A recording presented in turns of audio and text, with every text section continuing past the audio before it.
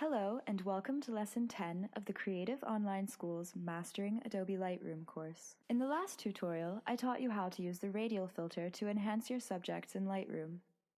In this lesson, I will teach you how to use the adjustment brush. This tutorial is brought to you by Creative Online School. The adjustment brush is the most local and most targeted filter tool that Lightroom has to offer.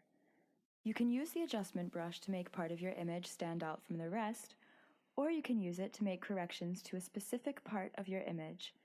I often use it to enhance eyes, whiten teeth, or bring out certain colors while dulling out others. I'm going to make some adjustments to this photo using the adjustment brush. I'm going to use it to correct the color of this cat's coat. When I edited this picture using the basic adjustments tool, my new white balance made the cat reflect a rather pinkish tint. I'm going to fix this and enhance the cat's coat as well without disturbing the rest of the image's color scheme. The adjustment brush is located on the far right-hand side of your Develop module, above your Basic Adjustments pane and just to the right of the radial filter. Alternatively, you can just press your K key and Lightroom will open the adjustment brush for you. As with the graduated and radial filters, you can choose from several of the effects Lightroom lists by default, or you can make your own custom effect. That's what I'm going to do because there is not one single effect that will fix this picture for me on its own. You can also select a preset and just tweak that one.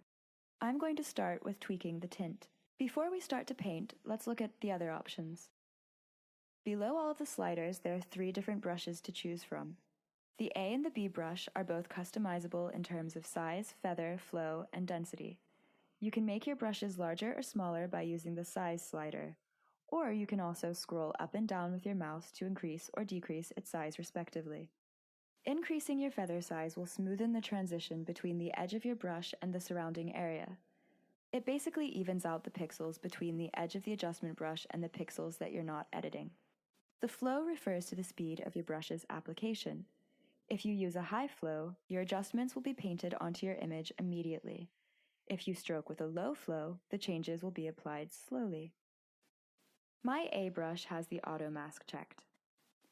That means that I'm giving Lightroom the responsibility of edge detection. That way, I won't have to worry about applying my changes to other objects that share edges with the subject I'm working with. This is only useful if there is a large contrast or visible difference between the objects, because Lightroom has to be able to detect the edges. The density slider adjusts the opacity of your adjustment brush.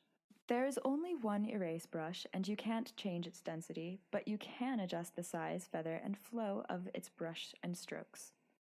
Now it's time to paint. As you can see, the cat is turning red.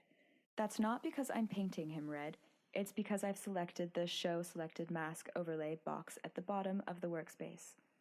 It's a really good tool to use for getting a better idea of where you're actually painting because sometimes the changes can be hard to see. But I don't want to apply these settings to the green background.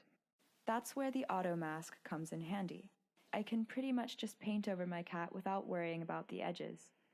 However, the auto mask sometimes does detect borders in places where there aren't any, so it's a good idea to go back and repaint areas like this.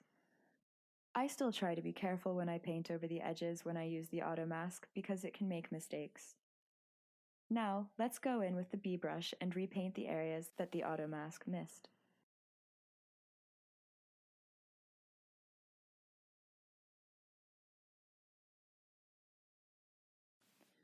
When I'm finished, I can uncheck the Show Selected Mask overlay box to see the changes I've made. Congratulations! You should now feel confident using Lightroom's adjustment brush. I love this tool and I hope that you enjoy exploring it too. If you have any questions about this tutorial, please leave a comment and we will get back to you as soon as possible.